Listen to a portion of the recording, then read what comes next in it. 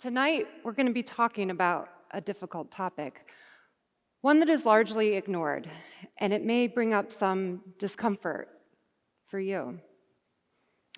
Tonight, I'm going to be talking about non-death grief, what it is, how it can affect us, and ways we can grow from it. My name is Jamie Sweigart. I'm a board-certified psychiatrist in private practice in Southeast Michigan. In addition to providing traditional clinical care like medication management and therapy, I often recommend complementary practices like meditation, nutritional support, plant medicine, sleep hygiene, and movement. My private practice also caters to clients that are interested in using psychedelics for mental health purposes, like for anxiety or depression. Since 2015, I've had a passion for learning and teaching others about therapeutic potential of psychedelics, presenting nationally on the subject. However, psychedelics are not the focus of this talk tonight. And in case you are wondering, for the record, I do not sell, provide, recommend, or distribute illegal substances, nor can I tell you where to get them. That being said, there is a relationship between psychedelics and grief, which will take many more years to learn more about. A great deal of my work in psychotherapy and psychedelic integration is to help clients safely explore, understand, and develop compassion for the range of emotional experiences that have shaped their world. Grief, and specifically non-death grief, is always a part of that journey. One thing is certain, we have all experienced grief, and likely, we are all experiencing grief right now. We are often told that grief is only reserved for people who have lost someone close to them through death. It seems like the socially and medically acceptable mourning periods are narrow, both in definition and time. How often have we heard that a coworker or a friend is dealing with the death of someone in their life, and after saying the official, "I'm sorry for your loss," what in our interactions with them changes? And what level of pressure is on the person that has experienced loss to get back to normal? In Western culture, society tends to trivialize grief with no room to appreciate loss as a meaningful part of life. Grief in itself is something we as humans overall have difficulty understanding. In psychiatry, there's now criteria to determine if grief is pathologic. The Standard Manual for Diagnosing Psychiatric Disorders, the DSM-5, recently added prolonged grief disorder as a new diagnosis for those with grief symptoms after only 1 year of losing someone. Symptoms include loneliness, intense yearning, identity disruption, disbelief, avoidance, emotional pain, difficulties moving on, numbness, and a sense that life is meaningless. In short, psychiatry has turned persistent grief, lasting more than a year, into a disorder to be treated. Tonight, I will shed light on the many faces of non-death grief and give permission for all of us who have experienced any loss to walk the journey of grief. So let's get into it. Non-death grief, otherwise known as living loss, is any sorrow that goes unacknowledged or unvalidated by social norms. It is minimized and not understood by others, making it difficult to process. Rituals surrounding grief from death, like wakes, funerals, burials, memorials, give people an anchor to recognize their loss in a tangible way. These rituals can allow time for the feelings of loss and comforts and strengthens a network of support for those who are grieving. Non-death grief is often silent. It is often unacknowledged even within the person themselves. As a result, an internal wound can form and many times is left unattended, sometimes for years. My own awareness of non-death grief came shortly after my best friend from childhood, Kate, announced that she was getting married. I met Kate on the first day of first grade, and we became best friends immediately. We were neighbors and walked home from school together every day, a route that grew our friendship over the years that followed. As little girls, we always shared our secrets, our dreams, and talked about what our wedding days would be like, and what kind of dresses we would wear, and how we would definitely be each other's maid of honor, and maybe we'd just have a double wedding and skip down the aisle together to our grooms waiting at the altar. We remained close throughout childhood and our early adult years, so imagine my excitement when, in our mid-20s, Kate told me she was getting married. I immediately started fantasizing about how great the day would be and how beautiful she would look in her wedding gown. I was first shocked and then confused to learn Kate actually had not invited me to the wedding. I knew our friendship had been more distant since I started medical school. I wasn't available to hang out like we used to, and our phone calls had become less and less frequent. I may have even missed her birthday one year. I found it hard, at times impossible, to balance a social life with the demands of raising a family while in medical school, but nothing could have prepared me for the reality and the devastation that my best friend was breaking up with me.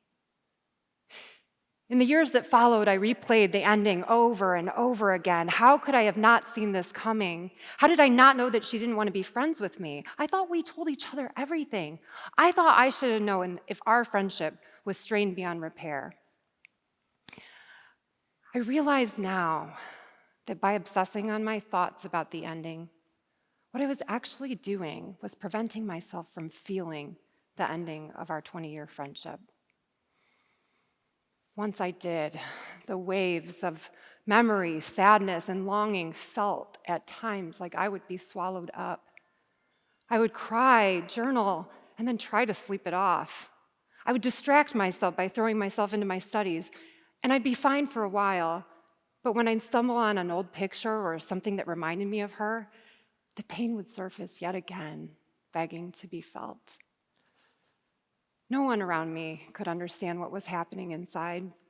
There were well-meaning phrases like, "Time heals all wounds," and "Everything happens for a reason," led to me feeling even more alone in my loss. Kate had not died, yet the grief I experienced in the years afterwards was almost as if she had.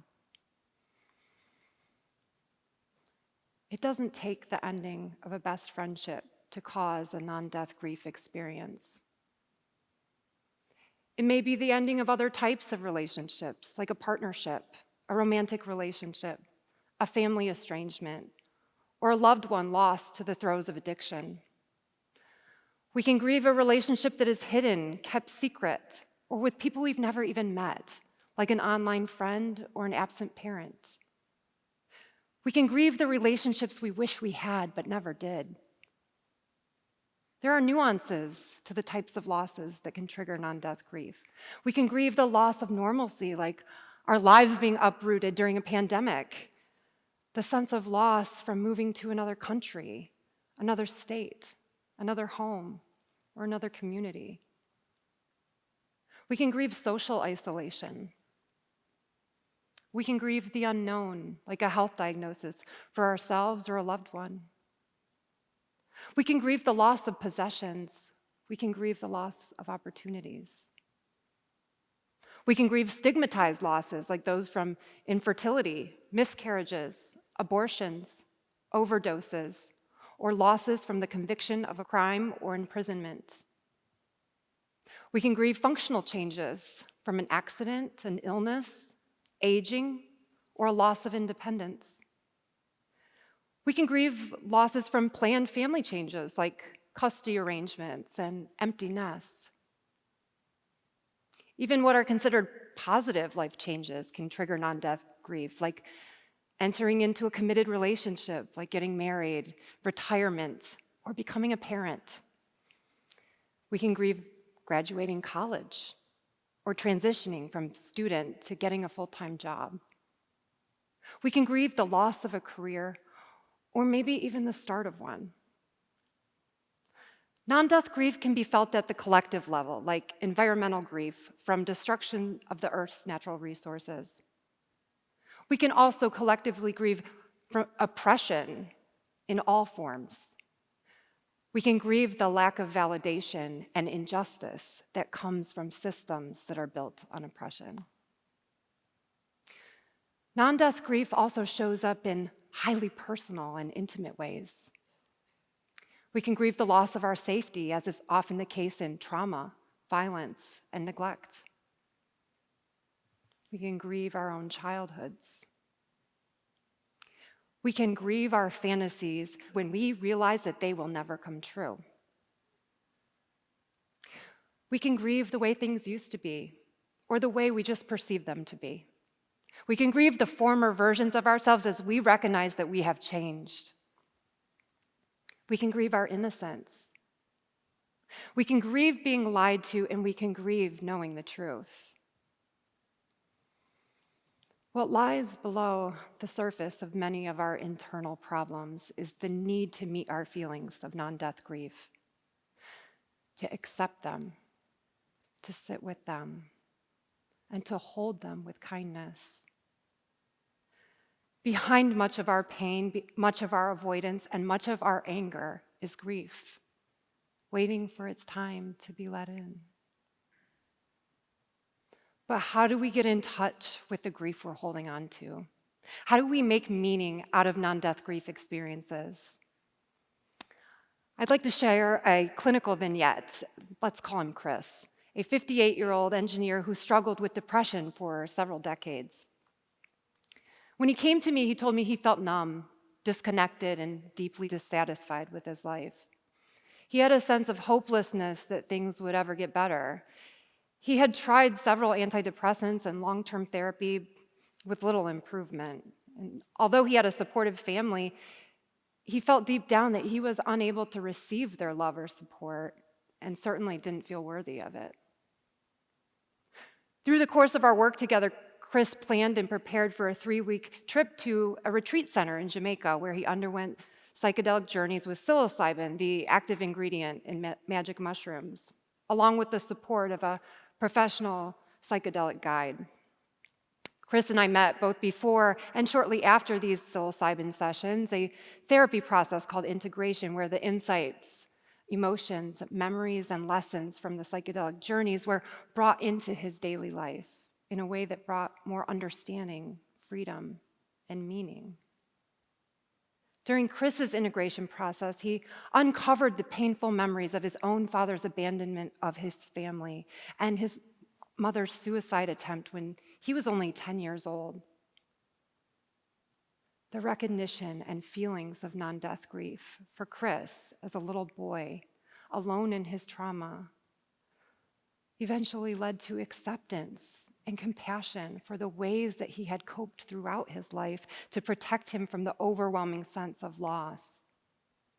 As Chris came to feel and know and love the parts of him that were scared, alone, and grieving, he began to open up in his job and in his relationships with his wife, his kids, and his friends.